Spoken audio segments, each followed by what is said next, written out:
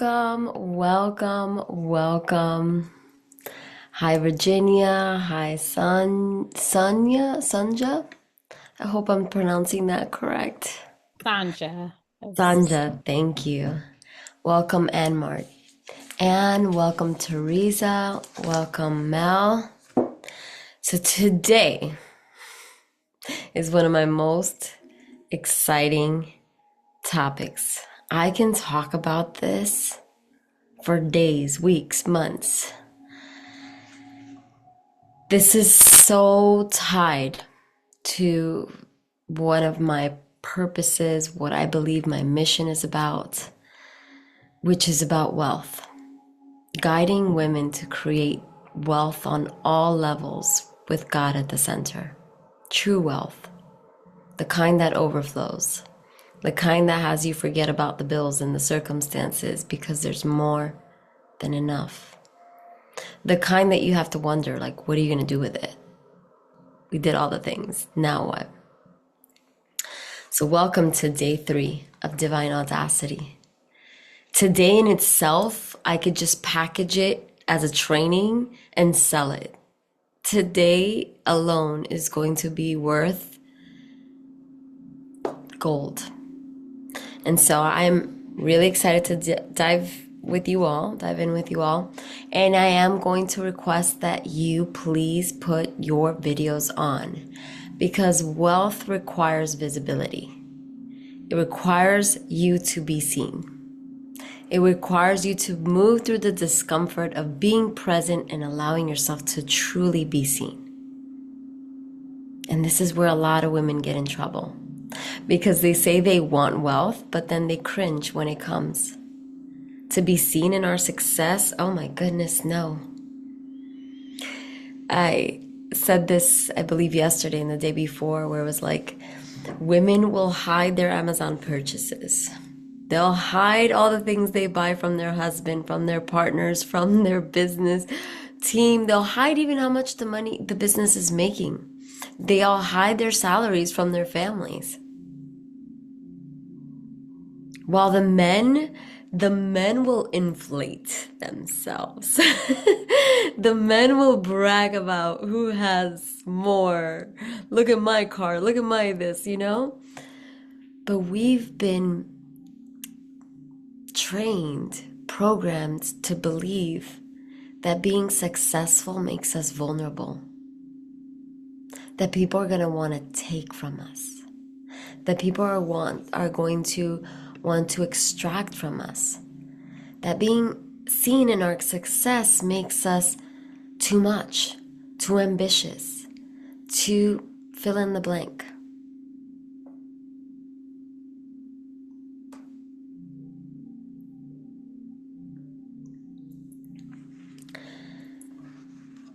And so for those of you that are jumping on, you're going to hear me say this.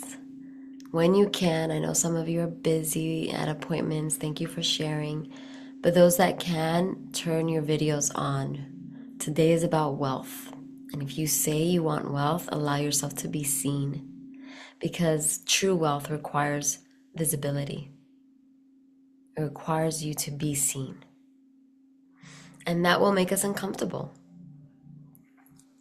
And so we're going to do this in a very sequence way where we're going to talk about different laws, things that I have been through, things that have supported me in growing my wealth. And we're going to dive deeper also tomorrow. So today's going to feel like a lot of information and activation. You're going to have to sit with this. And you're going to maybe even listen to this again to really register it, to take notes the second time. And so allow yourself to be present. Allow yourself to be seen and to be present. Okay? All right. Today isn't about becoming more wealthier or more visible. It's about stabilizing the power for you to actually receive what you have. And when we open up those receptors, then money comes. But money is responding to your identity, your capacity, and your leadership. And what I mean by identity, it's truly connected to God. What do you believe about yourself? What do you believe you're worthy of receiving? How much money do you believe that you're allowed to have? And most women, with the power of their words, which holds such prophetic power, especially as women, you'll say, I want more money, but just enough. Just enough. You'll say, oh my gosh, like you'll judge the person that has the more money. You'll judge the person that has more visibility. Oh, she thinks she's better. She thinks. And so in that judgment, you imprinted your consciousness with that very same limitation. That's what our judgments do. And so when I hear people say, you shouldn't want more, or when is enough enough, those are probably visibility wounds, a money block, a conversation that hasn't been fully integrated. When you think about having more, where do you actually feel like it's dangerous to be seen at that level? And so I am going to invite you all to come online with your videos on, because today we're covering wealth, and wealth requires you to be seen.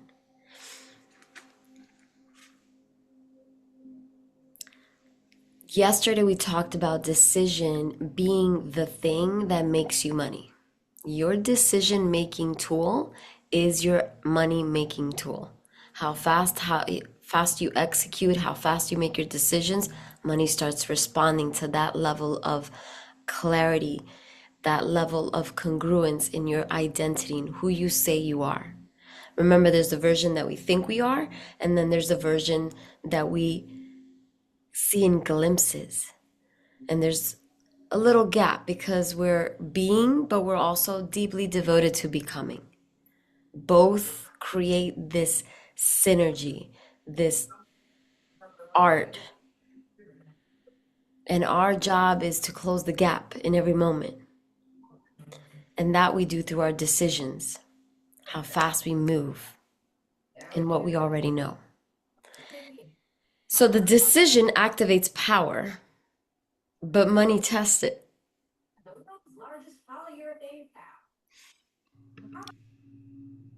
And money is not emotional, but you are. Money doesn't make you evil.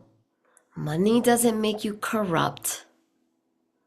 It amplifies the nature of who you are. It reveals to you your wounds, the lack of capacity. Again, wounds are not wrong. They're actually very divinely intelligent. They hold creative alchemy, creative power. And so money will test your decisions, and visibility will reveal the wounds. Okay? I want you to let that land. Your emotions are going to reveal to you your lack of capacity, your lack of trust, where you're not trusting yourself. Again, not wrong, not right or wrong, not good or bad. Information. Information that's revealing to you what's the next level of titration.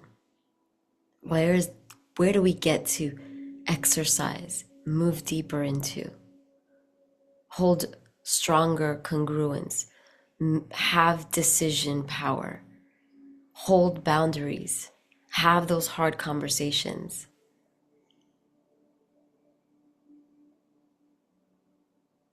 And I don't want you to confuse this with ghosting people, not having the conversations. I don't want you to confuse that with power, because that's more being a coward. That's more you afraid of your power. Because your job is not to make it easy for people.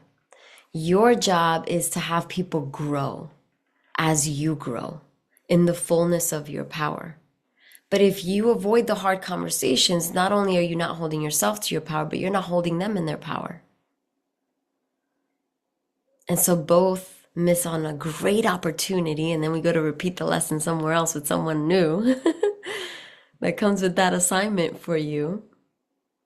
And we start to repeat and recycle, rehearsing old identities.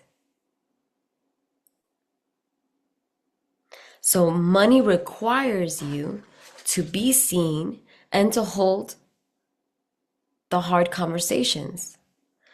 The money also requires you to hold the pressure. Do you remember the gap that I just said? There's a version of you that thinks it's you, and then the version of you that is you, the glimpses of you, the being and the becoming.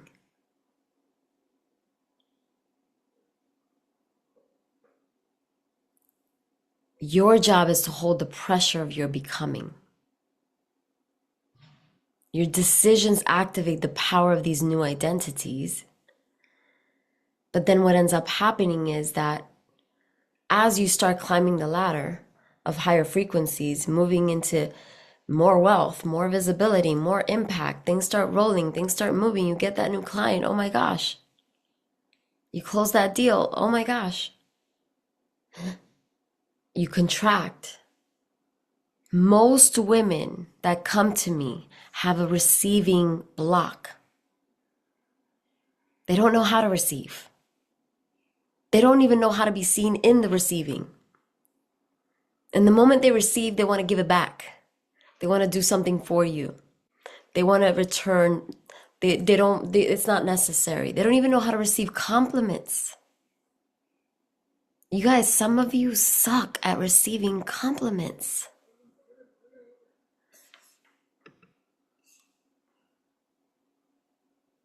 And we've been taught, say thank you. But oftentimes, thank you is a way of deflecting. Receiving the compliment is, that feels so good. Thank you for seeing me in that way. Thank you for your words. I received that. That feels good. That makes you uncomfortable. To pause in the receiving, to receive it fully, to acknowledge it. How many of you receive money and don't even acknowledge it? Because you're so worried on how much more you need. How it's not enough. So you don't even acknowledge it. You don't even let it land in the system, in your body. You just close the deal. You're still thinking about the baby formula. You just got paid on Friday. You don't even celebrate it. You think about the problem. And it's going to even grow more of a problem as we start to enter a very digital world. You guys, we're like the bridge keepers of the old world where we still have dollars, cash bills, and the new world that's all digital. We're still kind of the bridge. But what ends up happening is that your employer, your clients, they're sending you money. It's being received through Venmo, PayPal, Stripe, or you're directly into your bank account.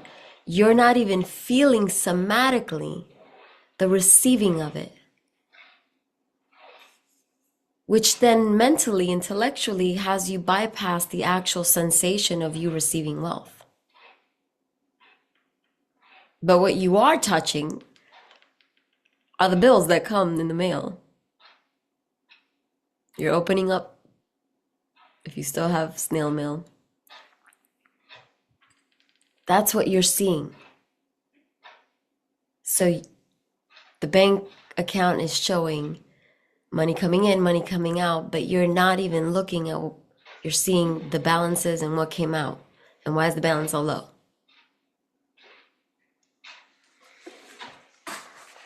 So money is not emotional. You are. And the problem is that most women want more money but are not structurally available for more. What do I mean by that? You want more money, but how do you have you set up the more ways and money to come to you? Have you asked for the raise? Have you asked for the bonus? Have you got clear on what the game is for that raise to happen? Are you in a clear ownership agreement with your employer? If you're an entrepreneur, what is the next offer? What are the different offers? Are they visible? Have you talked about them?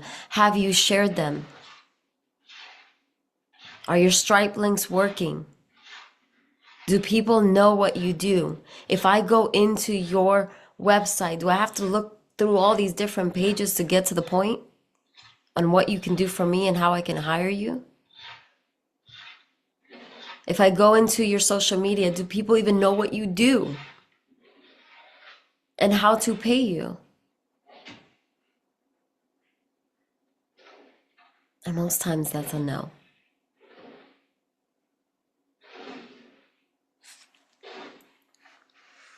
Visible offers, ways that people can actually do business with you.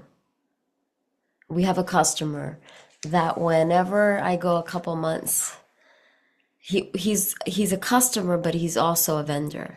Whenever I go a couple months without buying some of my supplies from him, he'll call us and he'll be like, how do we even do business?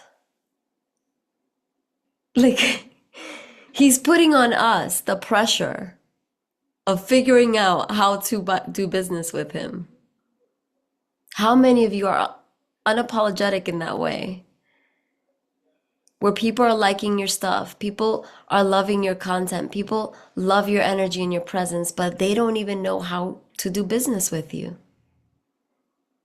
And what ends up happening with women is that they start overgiving. And this is what I mean about money will amplify the identity and visibility will amplify the wounds. If you are avoidant, you will avoid scaling. Because growing too fast means more visibility, more intimacy, more ownership, and as soon as it gets too close to being seen, you avoid growing it. You avoid scaling. If you are chaotic, you will mismanage growth. You'll spend more than you earn, you'll overgive more, you're underpriced yourself, you're undervalued, you'll be all over the place, nothing will be clear. If you're approval driven, if you're seeking validation, you will undercharge. You will literally overgive. You'll make it about them. People will friend zone you. They'll want to be your bestie overnight. Red flag for they needed to hire you.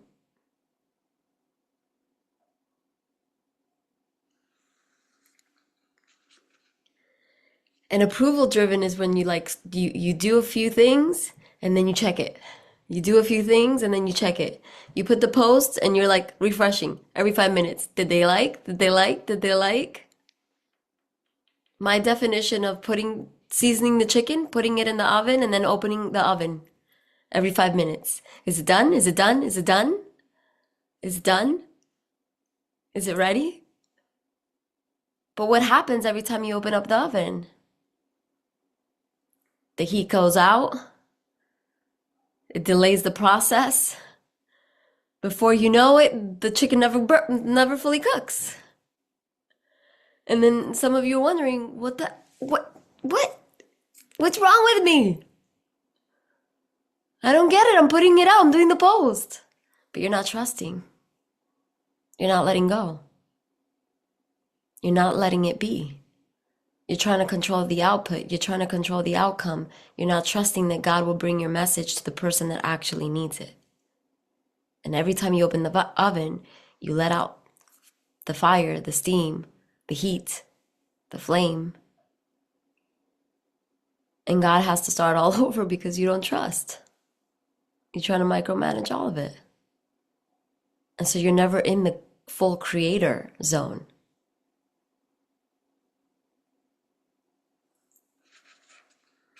If you're uncertain,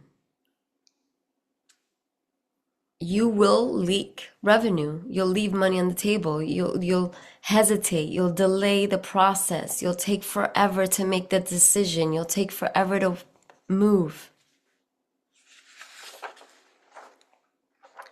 So money is literally responding to you. It is a byproduct, as one of my mentors, Melanie, says, it's a byproduct of your leadership.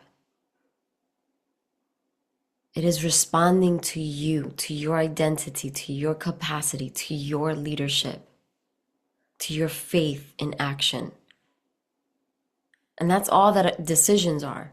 It's activating power, but it's identity, emotion. You're literally making a decision that's amplifying, activating your power, and you're stepping into a new identity. You're no longer the woman that is longing to make that decision. You're making the decision. You're stepping into the identity. Money will magnify your insecurities. Money is not evil. I've studied many different religion because as a young teenager that was homeless in New York, sleeping in the streets, it was my faith that guided me. And I was and I am very inquisitive, very skeptical. And so I studied all these different religions and I wanted to understand where they overlapped. And I had this whisper from my guides that was like, if you see where they connect, you're closer to the truth. And so I was literally studying and I remember this one thing about Kabbalah, which is why I really talk about it a lot. But Kabbalah, you'll see in the Christian Bible, you'll see many of the wealth verses that speak about true wealth in the Bible. And it's money is the highest form of spirituality because it is about stewardship. It is about honoring. It is about service. It's about impact. But when you're just making money about you, the money goes down.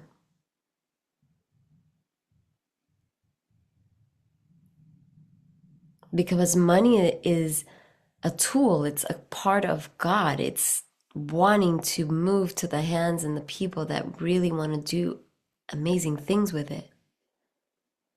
And it doesn't mean that you have to aspire to be Mother Teresa or, fill in the blank, whoever that is for you. It means that you're going to do good with it, that you're going to move in the highest good of it. And people often will push back to me and say, well, Michelle, what about the people that are, greedy and have done really bad things in the world and they have a lot of money? But guess who made them wealthy?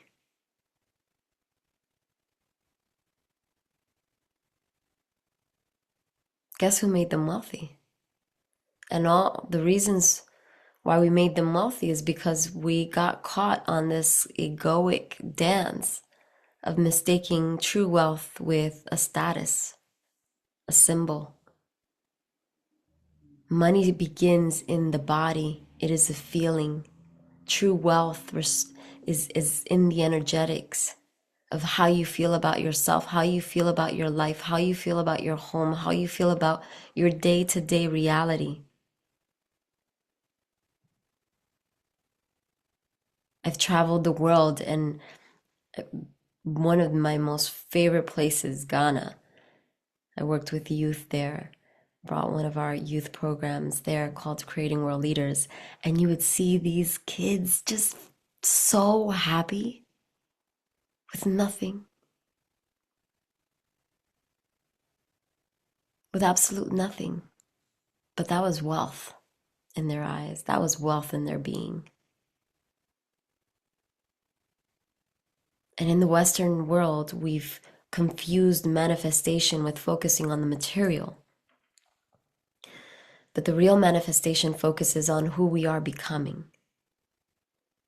And true wealth focuses on the feeling. And one of your assignments, at the end, you're going to have a couple of assignments, is to spend 24 hours pretending you're a billionaire.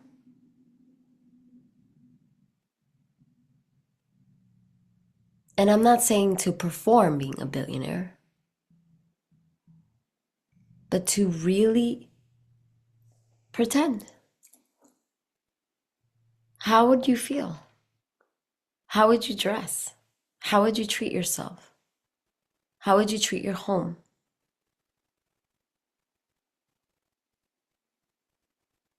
When women come to me, I am working with them to have them step into their creator zone.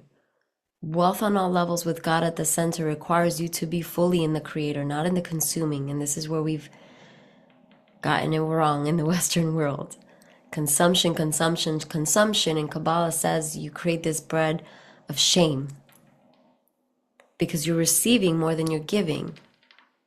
And all of a sudden you wonder why you're feeling not enough and this imposter syndrome and you feeling like you should be doing more and something. It's because you're not giving as much as your true potential says. And so then your potential starts haunting you.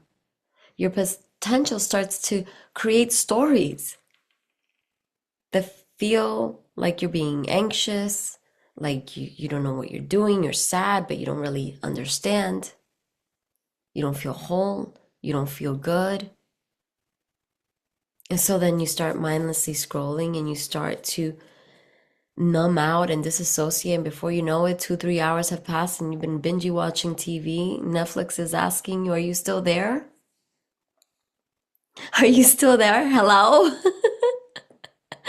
If that little pop-up box could speak, it would be like, hello? If your Instagram or Facebook or YouTube, whatever device is for you, could speak, it would be like, hello? Is there a person there? Can we check her pulse, ma'am?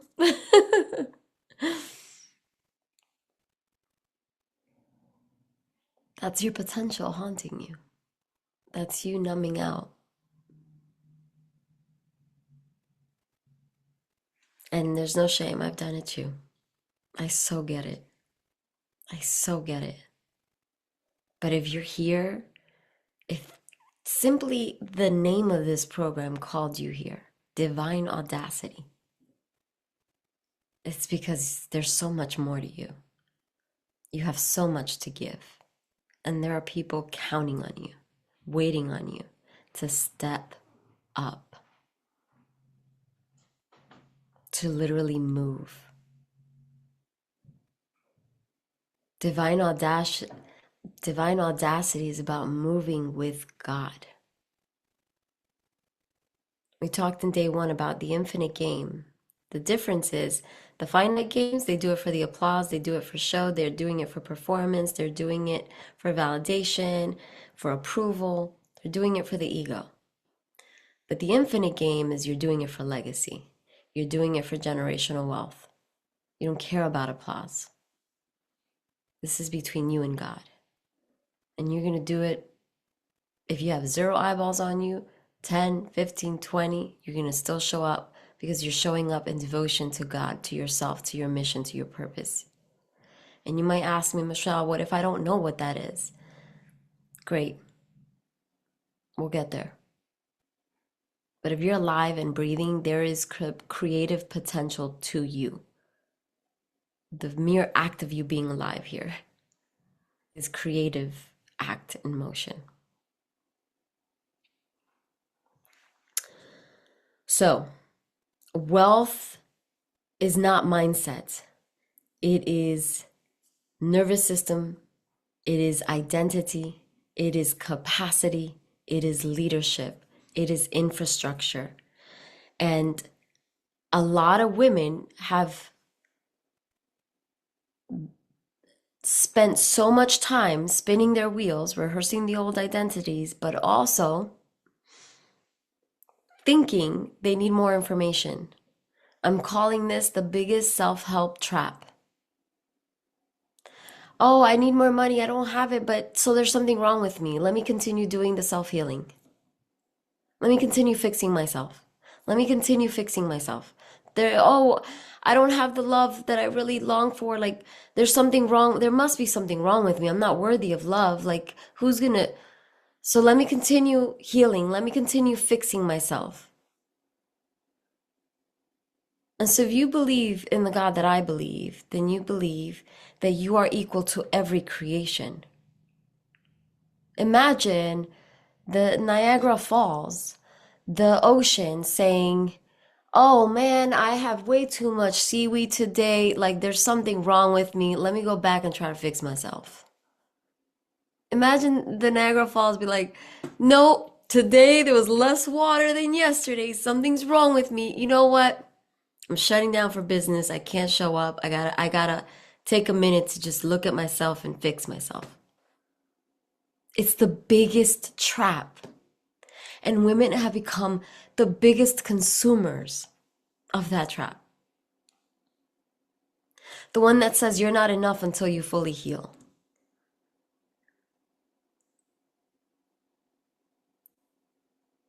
No, no,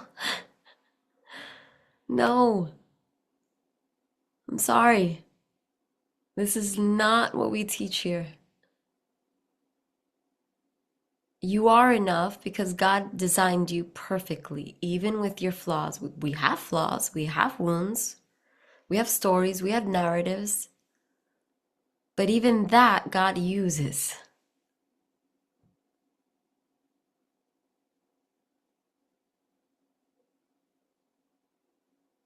Even that God uses. God used every mess.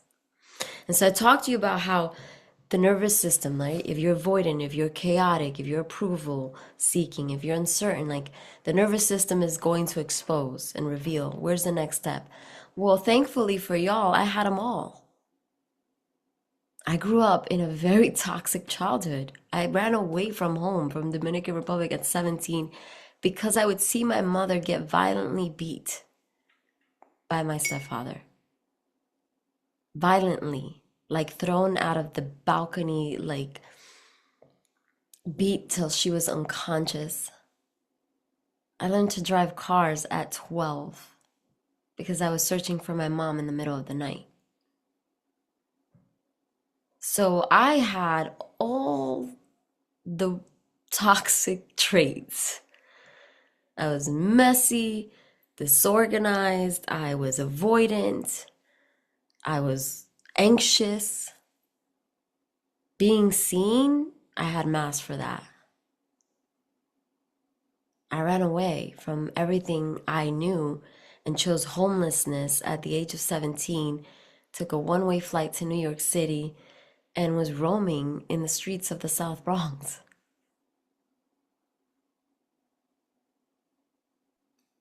Do you understand what that does to an island girl like me in the middle of winter?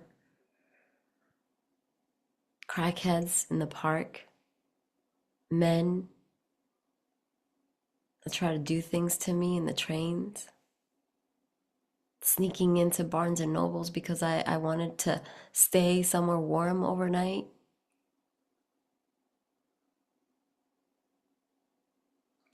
I am living proof that who you are is perfect, that what you went through is the medicine, it is part of your gifts, and that you're here equally deserving, equally worthy for every dream that God has placed on your heart. And if your dream is to be wealthy on all levels,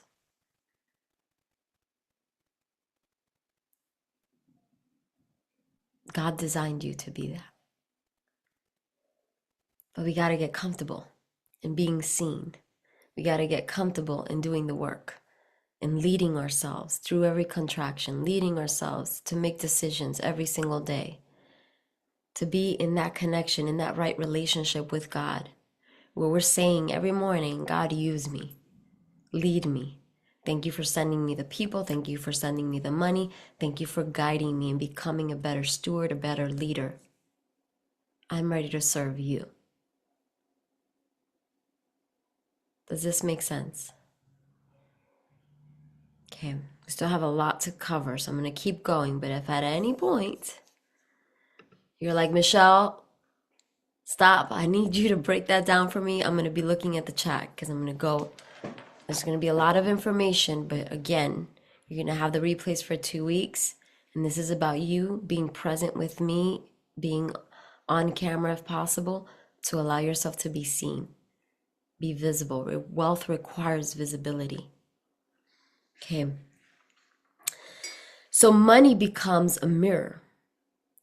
And women that are stuck in that self-identity, self-help trap start spinning and rehearsing old loops over and over, over and over.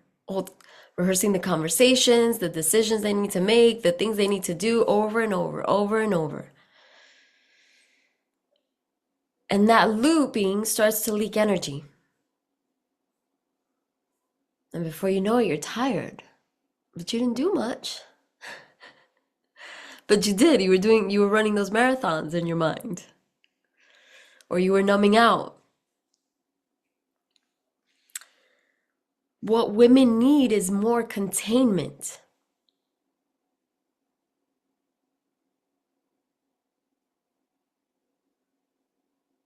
I want you to let that land. Containment. I didn't even know what that meant. Just like I didn't know when people would say, Michelle, my mom would always say, you got to love yourself. Or what are your values? What are your boundaries? When you've grown, when you were raised with a lot of chaotic violence, trauma, dysregulation, you're in survival. Okay, you are in survival. What is self-love? Okay, I'm trying to breathe here. I'm trying to hold myself through this. You are not available for the self-care conversations and the self-love. You're barely trying to hold it together. And so what we weren't taught is to contain, to hold ourselves, to feel it all and still move.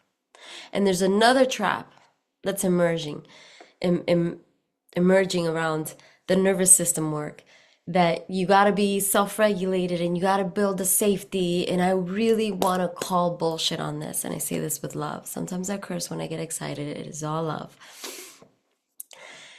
You guys, this whole thing about you got to be regulated and you got to be feeling safe at all times.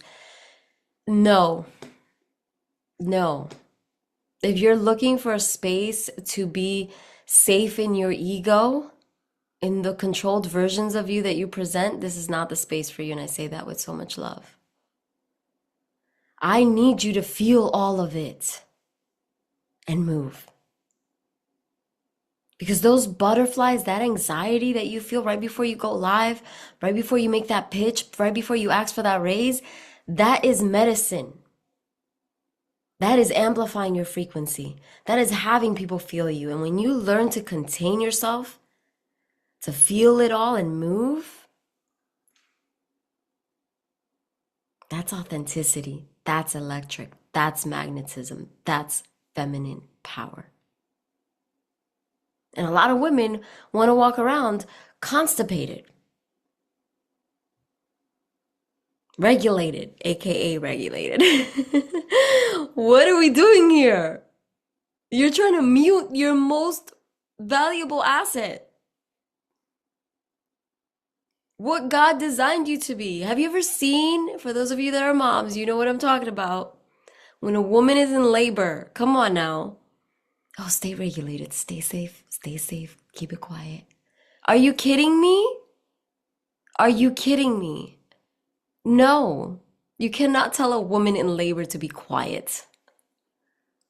You cannot tell a woman in labor to regulate herself, no.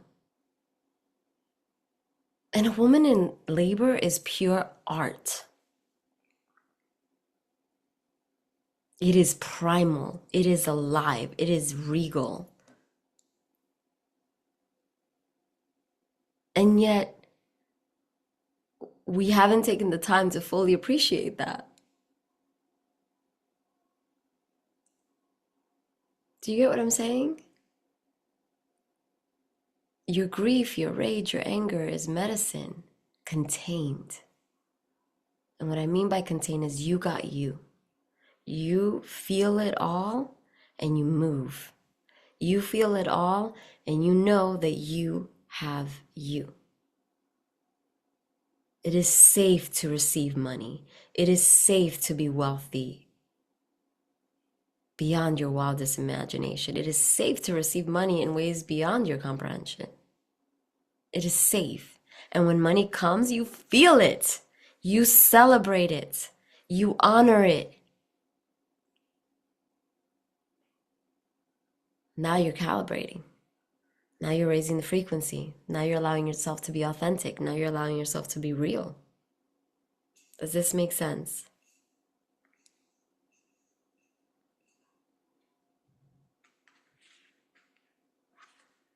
So when money is a mirror, the questions are you overcomplicating the way people give you money? Are you overcomplicating your offers? Are you clear on how to receive money? Are you clear and visible in how you receive money? Are you underpricing yourself? Undervaluing yourself? Are you not tracking money? Are you not tracking the money that you receive?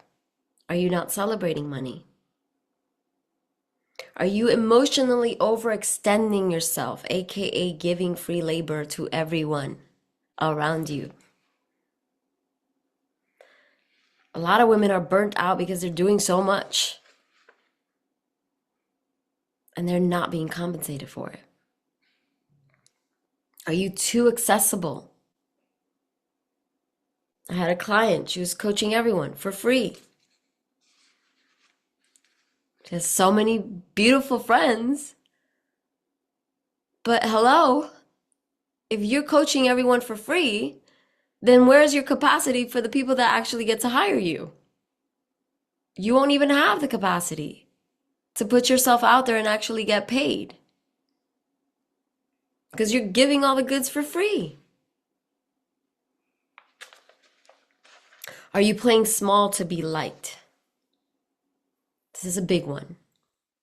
This is important because a lot of women, especially in that visibility wound, their ego speaks spiritual.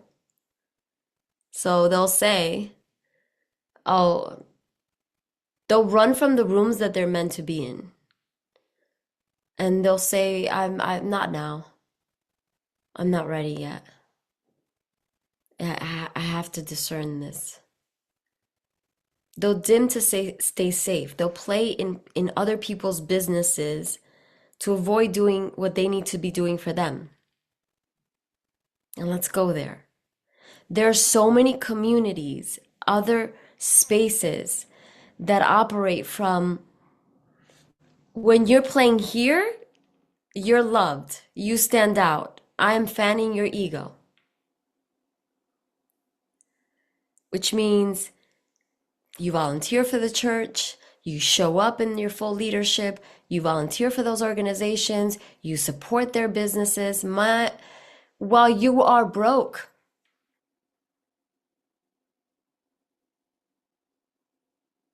While you're not getting the support that you also need. It's not reciprocal. It's hierarchical.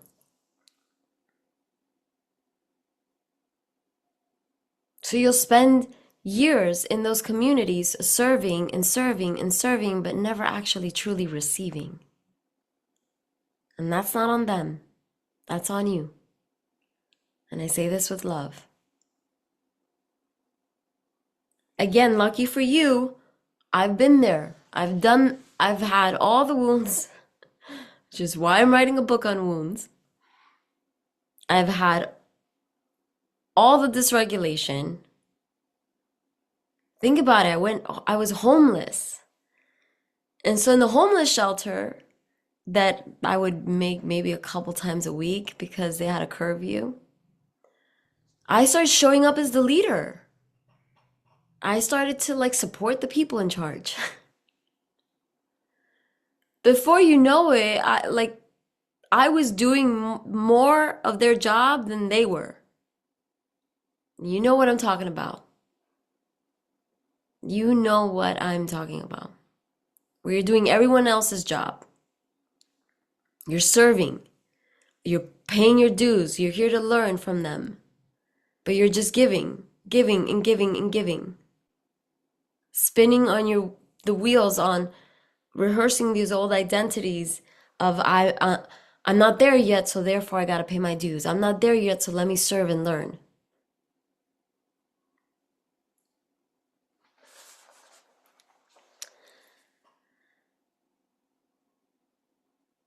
I went to college and I kept adding majors because I didn't want to graduate, but because I was also the biggest leader in college. I was coaching the football players. I was setting up foundations. I was setting up national honor societies. Like, you guys, I was the one that the leaders would look for because I would get it done. But where was the space for me to actually enjoy being a college student?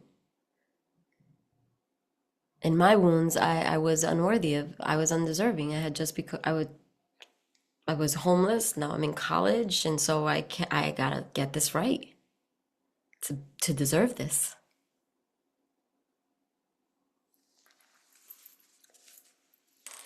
I spoke about my Wall Street story yesterday. I'm gonna fast forward from that story. When I discovered coaching, I had no idea what coaching was. But I had been coaching people since I was a teenager because what I went through as a teen had me grow up super fast. And so I was the person that people would come to for strength, they would come to with problems. I had a solution. So when I discovered coaching, I was sold on this idea that in order to become a transformational trainer, I had to pay my dues. And so I started to serve and volunteer, and I would be in rooms nonstop, nonstop in rooms, serving and serving and serving and serving, and volunteering and volunteering and volunteering, not valuing my time, not valuing what I had already been through, the wisdom that I had to teach. And the people in those organizations, they took full advantage of everything I was giving. And when I stopped giving, I became the bad person. And this is something that I want you to know. When you start to truly become wealthy on all levels, you're going to piss people off. You're going to be disliked. People will talk about you. You will disappoint people. But then they're going to love you. Then they're going to want to know how you did it. And then when you send them the invoice, they're not going to like you because they want it for free.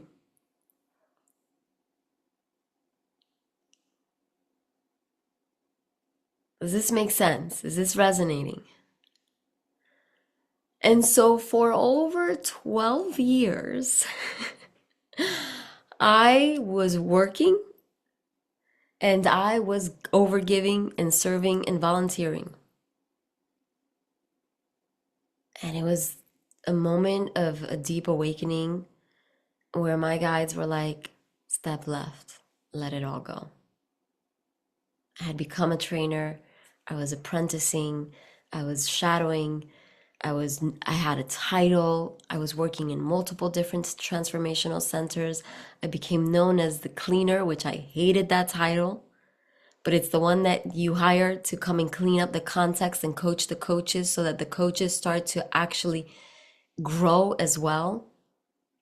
Because most of these communities wanted the numbers, but they were disregarding that behind every number was a person.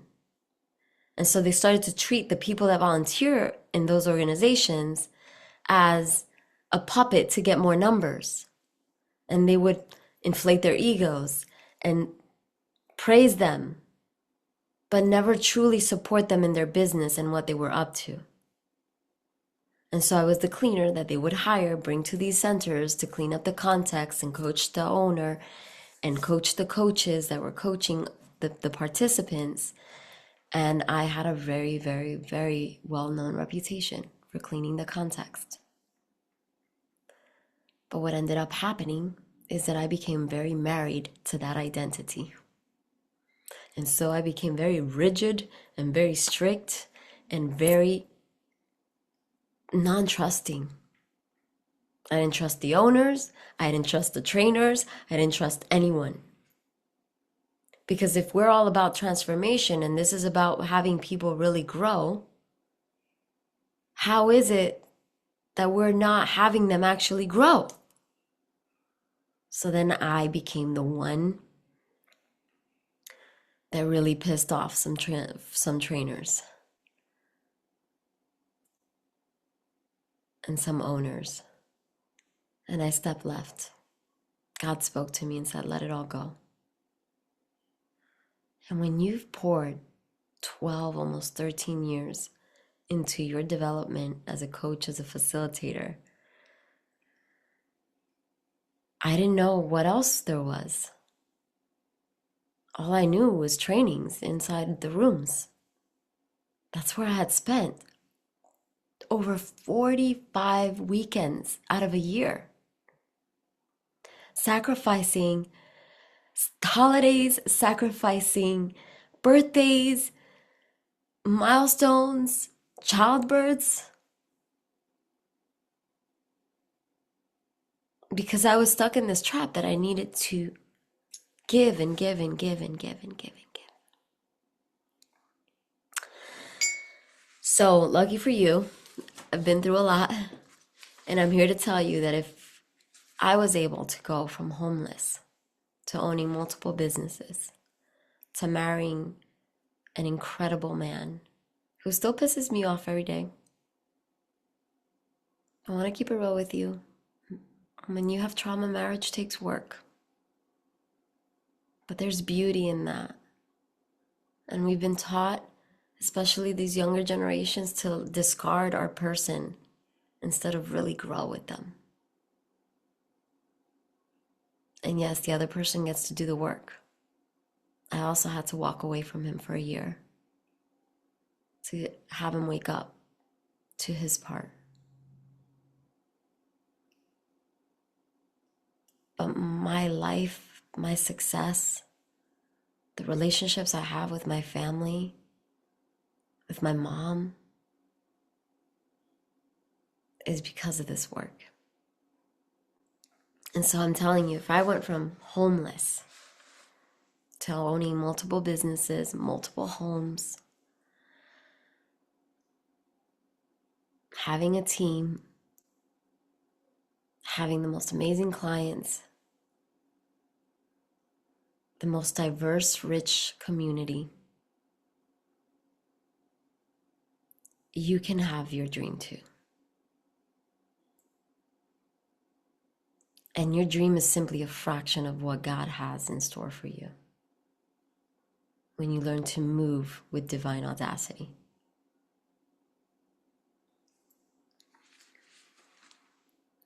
So most women will dim to stay safe, or they're overinflate to feel powerful. And that's when we're more in the masculinity, that wounded masculine. Both are ego strategies. We'll get there. Tomorrow's all about your dream, Mel. We'll get there.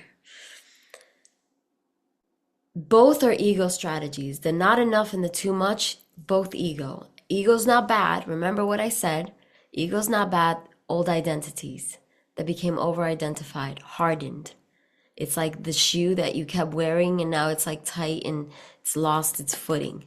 But you keep wearing it because it's your favorite shoe. It's me over-identifying with the rigid, transformational trainer, cleaner context, right? When you're so married and attached to something that is from the past that is no longer you. And now who you are and who you were are colliding. Both ego strategies.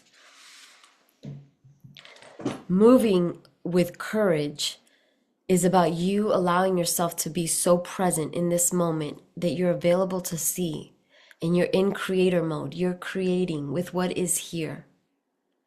You're not just playing musical chairs. You're creating a new sensation.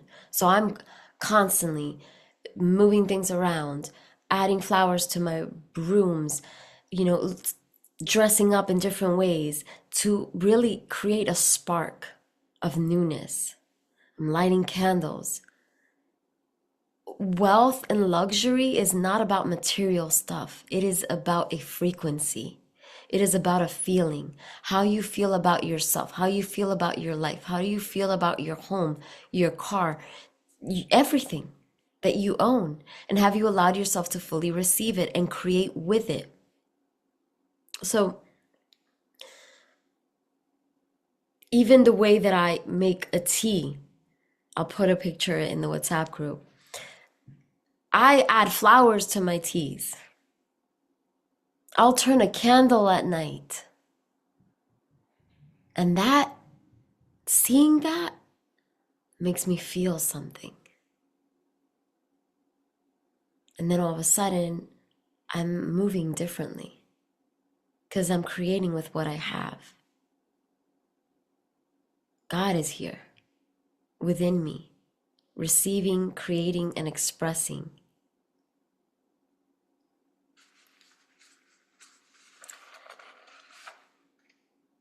And so we get to stabilize, and there was a big distinction yesterday about between courage and power. We get to stabilize in our power, which comes from the past, which a lot of you haven't fully owned your power. You're terrified of your power. But one of the assignments was make a list of everything that you've been through, everything that you've overcome, everything that you've accomplished, and say it out loud to somebody so that you can fully own your power. But some of you are so busy playing so small that you forgot the thing that you went through just last year that you overcame.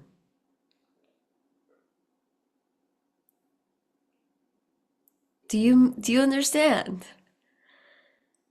Power comes from the past, you fully owning it. You fully owning how much money you've earned since you've become employable or an entrepreneur. Have you calculated every single dollar you've earned since the day you started earning? And when you tally it all up and you see it, some of my clients fall off their chair. Some of my clients are like, are you kidding me?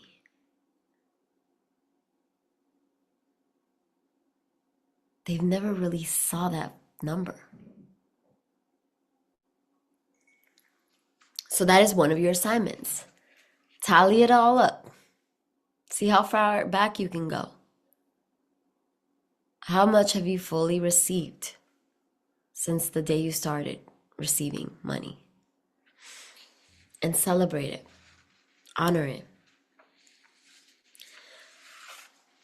Now, why money tests you is because wealth requires visibility. And visibility increases expectations, responsibilities, scrutiny. It reveals power dynamics. My goodness. And a lot of women run from that responsibility. They say they want money, but the moment it gets tough, the moment you have to hold that pressure, you collapse, you shrink back, you get busy complaining and nagging and focusing on other people's problems. OPP. Other people's problems. You start talking about the neighbor, you start talking about your child, you start focusing on your son. No. No. The focus is here. What am I creating? How am I moving with God? So we don't fear money. We fear the responsibility. We fear the consequences. We fear being seen in it.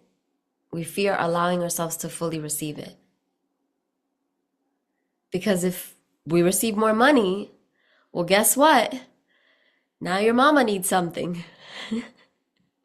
Your children need something. Your team needs something. Now you have a team. Oh my goodness. They need something. And so money and wealth require you to hold and be responsible for all of it. All of it. And when you can hold the pressure and say yes, hold the pressure and say yes, or say no, not now, and hold the pressure of saying no, now money starts to trust you.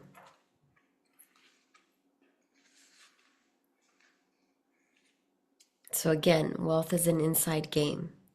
It begins in the energetics, the feelings, and the body. And it's about stewardship. Have you allowed yourself to wear the dresses that you bought for one day? Have you allowed yourself to wear the jewelry? I have news for you. This is the youngest we'll ever be. Today. Today, days old. This is the youngest we'll ever be. I don't know about you, but someday, no. Someday is now. Wear the dress, wear the makeup, wear the jewelry. And if you're not going to use it, gift this to somebody. Pass it forward. Give it to someone that is going to make their day. Go through your belongings. See what's real. Everything you own carries memory, carries energy, carries consciousness. If you don't have the money you want in the bank, then you own a lot of things you don't like. It's all energetics. Because if you're not building the capacity to hold more, then guess what? If you don't have money that you're truly inspired by in your bank account right now, look at all of your belongings and tell me all the things that you're not inspired by, that don't light you up. And start releasing. Start creating space. Start letting go.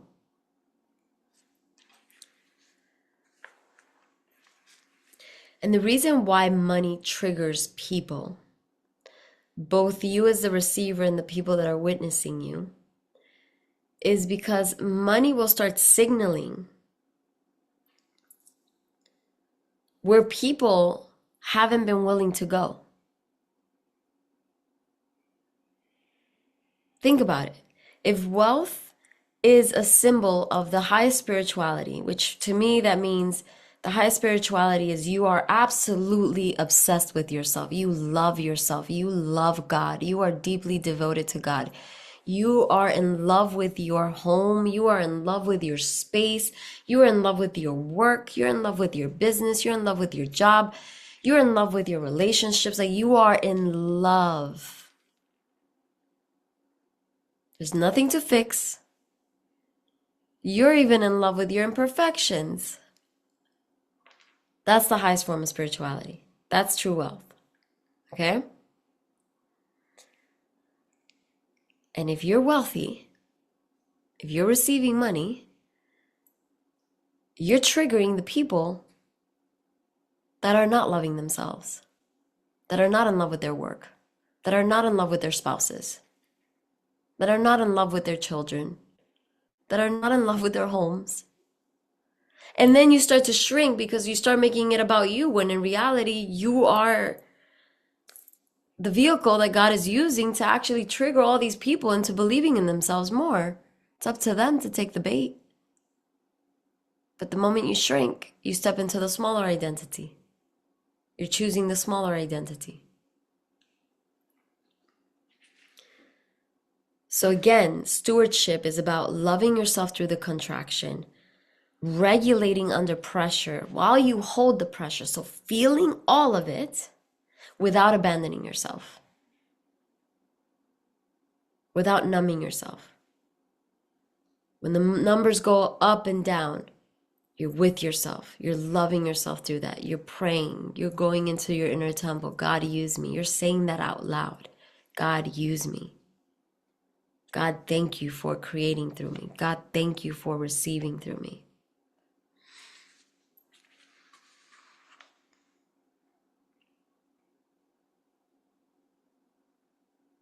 We have a few more things to cover, and then we're going to go into this wealth activation. And you can do it with the baby. You're just going to close your eyes and really receive. And that's how we're going to close. But I want you to really understand that how you allow yourself to be and allow yourself to take up space and to really be free in all of it, how you allow to feel it all and honor it all, starts to build the capacity in how much you can hold, how much more you can receive. Because if you cannot hold being seen, you're going to leak it. You're going to spend it before you earn it. You're going to be in debt. You're going to loan it. You're going to buy things because you can't hold it.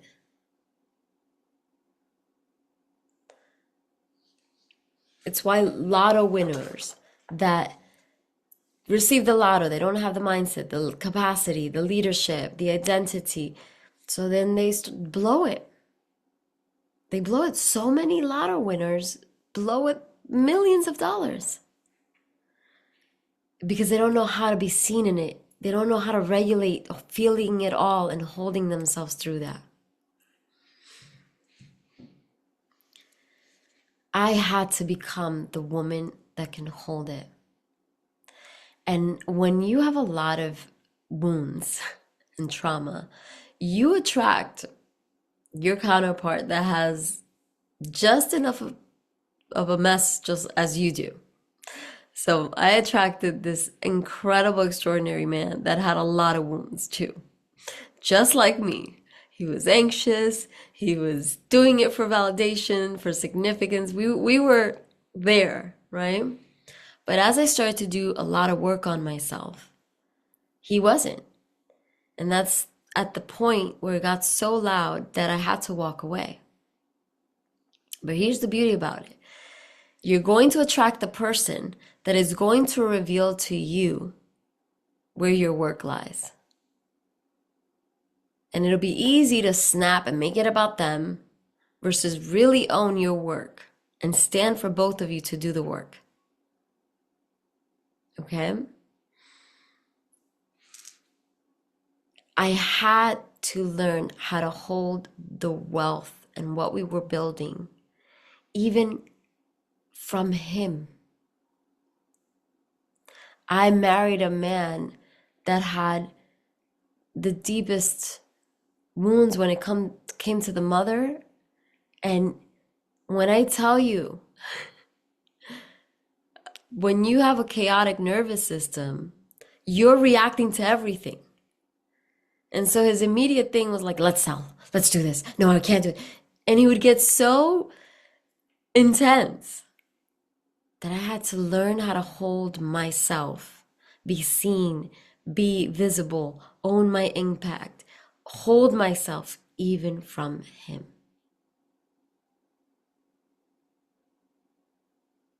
Because men didn't have the mothers and fathers, just like we didn't have the mothers and fathers that had the emotional intelligence to teach them that a powerful woman is the greatest gift God can give them. And so in the old patriarch world, a powerful woman was stunted, was treated less than, was ridiculed, was made fun of. I don't know if some of you have stories, but seeing your dad make fun of your mom, put her down, make a joke about her. I had to learn how to hold myself through it while honoring my standards and standing fiercely for my marriage, which is part of my wealth on all levels game.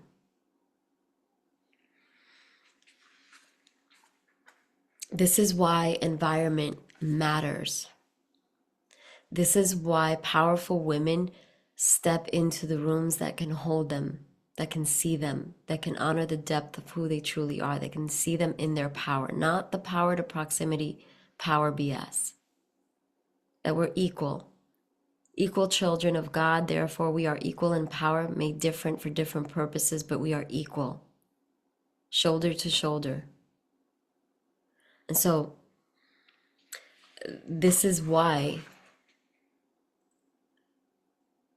environments matter, because environments will calibrate your expression It will calibrate your focus. It will hold you steady in your power, or it will magnify your wounds. And I've been in rooms where I feel nothing but insecurity. I've been in rooms where instead of talking about our businesses, we were talking about the husbands. I've been in rooms where instead of uplifting women, they were talking about each other, even the leader. You know what I'm talking about. And so this is about getting yourself in the right rooms. And this is why Transcend exists. Transcend is a year-long mastermind where we go deep and we work on your gifts, monetizing your gifts, growing the capacity of your leadership, growing the capacity of you to fully receive your wealth on all levels and make the impact that you're here to make. Divine Audacity is having a dream and knowing you were born for it. Transcend is where we make that dream happen.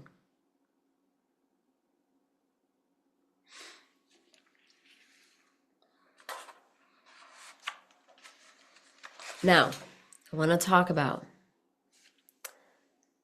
I told you yesterday that we were going to go over the sovereign wealth laws. Tomorrow, we're going to go over the laws of divine audacity. I am a systems girl, so I'm always going to give you a framework. Yes, we're going to preach and we're going to give inspiration and motivation, but I am the fire that you will know, you will come to love. Because my intention and my commitment is to see women grow unapologetically in their wealth on all levels. That is part of my mission. I want to see you grow wealthy and make the difference that you came here to make. Live your dream and serve your mission. We're talking legacy. We're talking generational impact. We're talking generational wealth.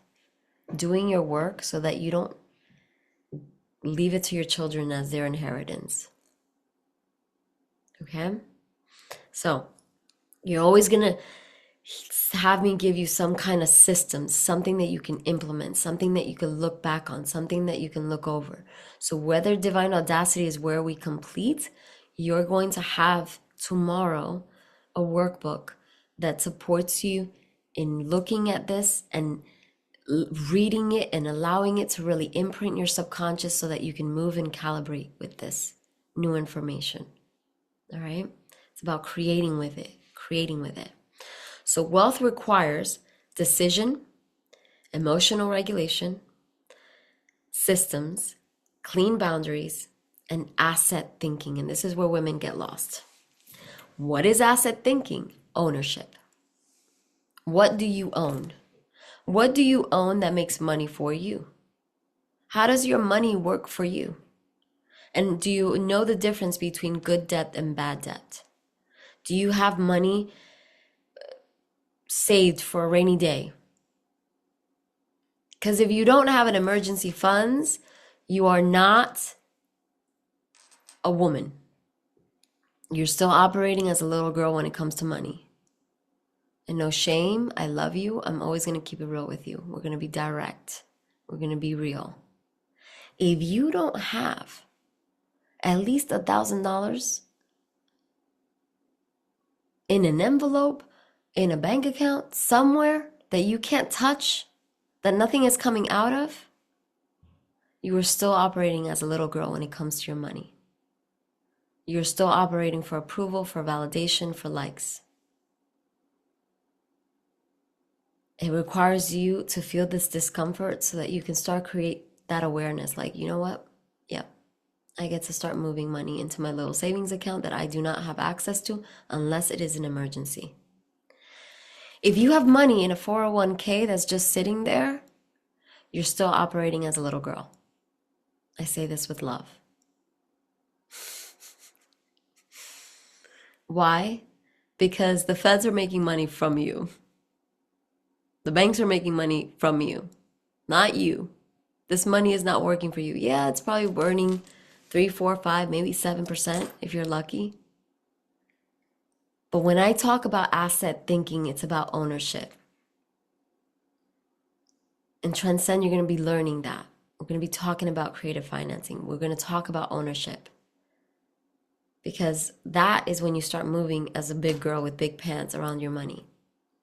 When you own the responsibility of growing your wealth, growing your assets. Is this resonating? I want to know in the comments. And if this is confronting and trigger, good. It's love, it's medicine. This is good. This is good. Okay, this is good. Income is active. Your income is active. Great. But what happens when you get sick? What happens when you can't go to work anymore? Will you have that income? No. Right? But assets are architectural. They're infrastructure. This makes money. Whether you're sick, healthy, whether you take 2 weeks off, this is producing for you. Assets. Yes. Assets. And so if you have money in your 401k, this is about learning where you can buy, what you can own, so that you start making profit minimum 2,000-3,000 a month, which is more than you're seeing in your 401k. I can promise you that. And so it's about diversification, but the game really is about ownership, equity, assets, systems, structure, stewardship, ownership. The woman who holds real wealth, she doesn't flinch when she's paid. She's like, thank you, more please. Thank you. Thank you, God. Thank you. I receive that. I celebrate that. She doesn't apologize for growing bigger, for scaling. She doesn't collapse when she's being seen. She doesn't shrink when people see her in her success. She knows that her owning her success is a permission slip for women to own and wake up and be triggered to really want and desire true wealth.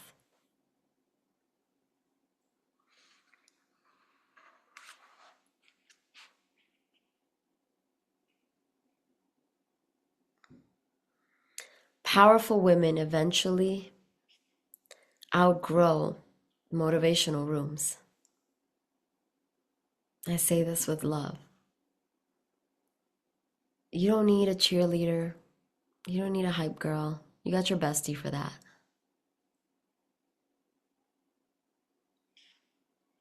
This is about exiting the personal development obsession with fixing and fixing, the trap of self-development, rehearsing endless loops, endless loops. This is about moving towards freedom.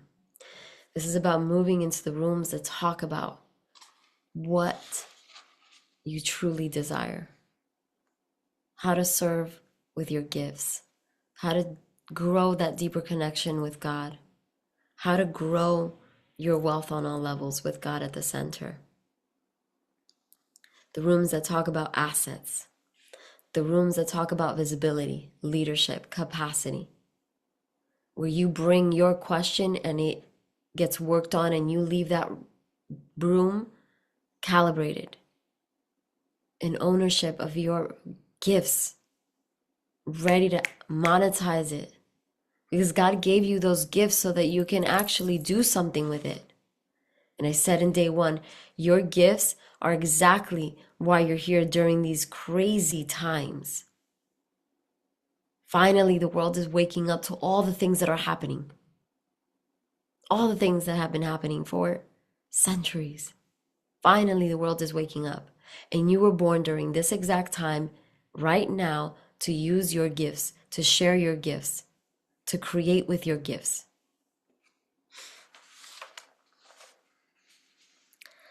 So, I want you to write these questions down. Part of your assignment is you're going to get clear on how much money you've earned to this day. See how far back you can go. If you know roughly, ballpark it for me. I want you to come ready tomorrow with that number. From the very beginning, from the moment you started making money. For some of us, we started working very young, in our teens, literally. I was making money since I was 13 years old. Okay? I want you to write it down. Then I want you to write down the income that I truly want, the income that I truly desire. What is that? For some of you, you can write it, this is my minimum every month that I want to make. For some of you, it's a yearly. This is my minimum that I want to make this year. I want you to write it down. The identity required is. The identity required is. Who is she? The woman that's making that money, who is she? How does she feel? How does she lead herself? How does she respond? How does she create? Then the gap. The infrastructure that's missing is. So whether that's under the realms of visibility, leadership, identity, capacity, what's missing? Is it your offers aren't clear? You haven't asked for the raise? You've never asked for the raise? What is it?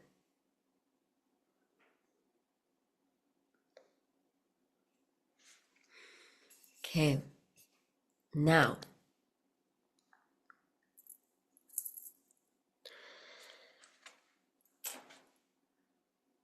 tomorrow, we're going to talk about transcend, and we're going to talk about different offers like my retreats and the package that includes the retreat and it includes transcend, which is sovereign. We're going to talk about that, and there's going to be an invitation and no pressure because it gets to call you. But how much time have you spent waiting?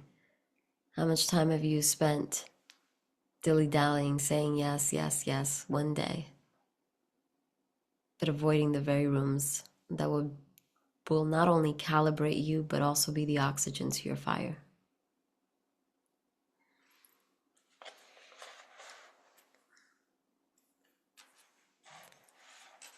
And if tomorrow's the end, you're going to be equipped with a lot of material. For those of you that share the I am in graphic that is in the replay emails, you're going to be entered into a raffle. And we will be selecting someone on Sunday. 2 people will be the winners. One will win a credit that they can use to either transcend or towards sovereign of $2,222.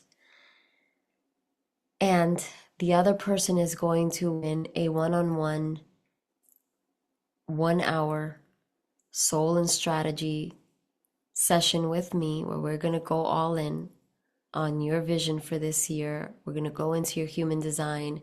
We're going to go all the things. So there's going to be 2 winners, and they're going to be announced on Sunday. And the way that you can enter that raffle is by sharing, whether it's, if you have social media, Facebook, Instagram, you tag me and you share that I'm in graphic. If you don't have social media, then do it through a loved one. I'm sure there's someone you know that has Facebook and Instagram. But make sure to tag me so that the team enters you into the raffle. There's a WhatsApp group that's going to be open all year. Divine Audacity, this WhatsApp group, I'm really making a commitment to be more intimate with you all, to bring you closer in case anything happens, social media, internet goes down, we got WhatsApp, we'll be connected. But my intention is that I'm checking in on you guys. I'm sharing what's next. I am going to run Divine Audacity again People have been raving about it and giving me such amazing feedback. And so we're going to be running it again. And so I am excited because this is going to be the container to hold it, the new people. And this is where I'm going to be sharing voice notes with you all to continuously nudge you and share what's been coming online with me. So this is going to be like our tribe. So make sure you join that. All right, we're going to go into the closing meditation. This is a wealth activation. I'm deeply grateful for you all. Tomorrow we're going to go much deeper into the systems and structure of having all of this come alive in the body and in your life. We're going to go really deep. All right, take a deep breath in and close your eyes. And as you close your eyes, I just want you to say, thank you, God. Thank you, God. Thank you, Great Spirit, Great Mother, Great Father. Thank you, Creator, for this opportunity to come together, to be with one another, to share, to receive, to allow. Thank you, Great Spirit. Thank you to your ancestors, your guides. Thank you to the mission that chose you, this life that chose you, these gifts that chose you. I want you to imagine yourself being fully seen, fully you, brave, bold, unapologetic, beautiful, glowing, powerful, free. You're being fully seen. And maybe you see an audience or your loved ones, your family, tribe. You're being fully seen. And you're feeling all the butterflies, but you're allowing yourself to stay steady. I want you to now, as you're being seen, I want you to visualize your bank account. You're seeing the numbers rising. The revenue is increasing.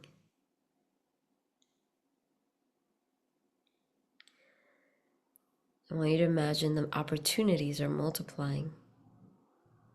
The rooms are expanding. I want you to notice in your body, do you contract or do you remain open? And with the next breath, allow yourself to open, to take up more space in your body. Lengthening your spine, breathing in the expansion. You're opening up, you're rooting your feet. And I want you to say this out loud. I can hold this. I can hold wealth. I can hold visibility. I can hold leadership.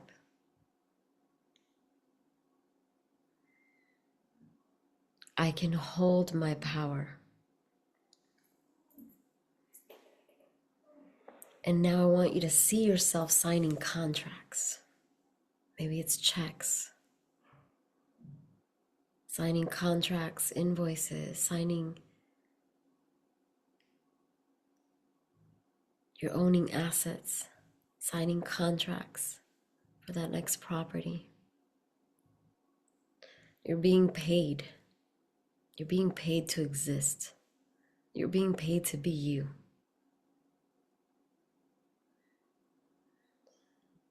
Breathe in the expansion. Allow yourself to take more room in your body.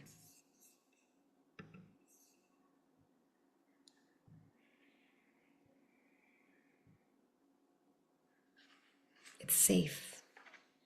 It's safe to be you.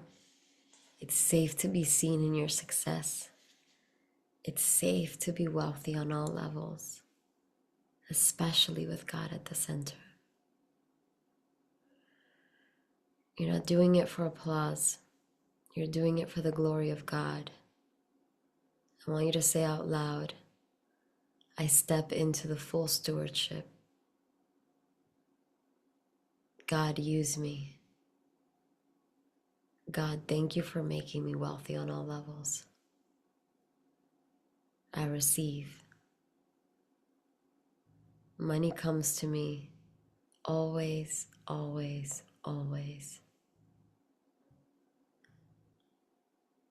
Money comes to me in ways beyond my comprehension.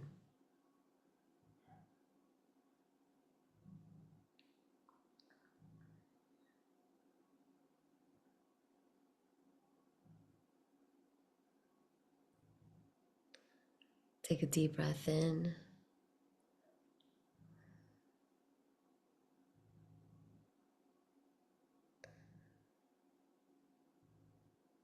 I want you to put one hand on your heart, one hand in your belly.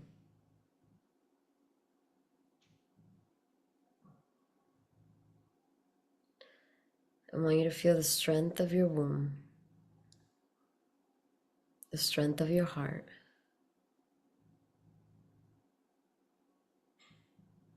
I am wealthy. I want you to say this. I am wealthy. I am wealthy. I am wealthy. I am wealthy. I am wealthy. I allow myself, say it out loud, I allow myself to feel rich and wealthy on all levels.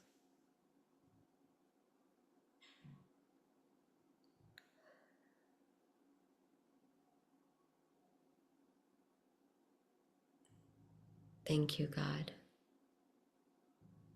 Thank you for using all of me.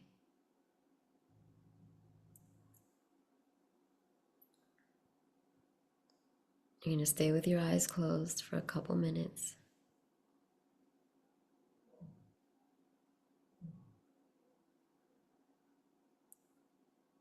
Money in unstable hands creates chaos, but money in sovereign hands builds legacy. Tomorrow we talk about it. Tomorrow we consecrate it. Tomorrow we talk about the laws of divine audacity and the leadership it takes to bring it all together into the legacy of God. God moving through you and all around you. Tomorrow we go deeper. But for now, I just want you to stay a couple minutes in silence, appreciating everything you do have. Your health, your home, your wealth, everything you own, your relationships, the health of your relationships, the health of your family, everything you are grateful for. Just want you to spend a couple minutes thanking God for it, just you and God. And I will see you tomorrow.